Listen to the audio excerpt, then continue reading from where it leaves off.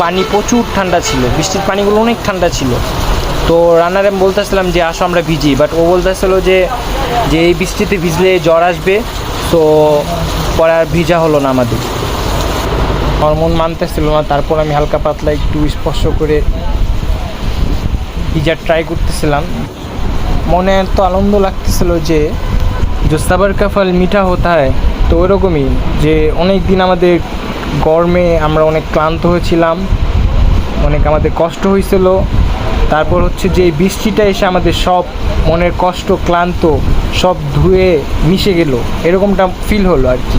এতে বড় কথা হচ্ছে মহান আল্লাহ তাআলার দরবারে আমরা শুকরিয়া জ্ঞাপন করছি, তিনি আমাদের রহমত আমাদের মাঝে দিয়ে দিয়েছেন। বাংলাদেশের অনেক মানুষ নামাজ পড়েছে, তোবা করেছে, ঈমান এনেছে এই বৃষ্টির জন্য।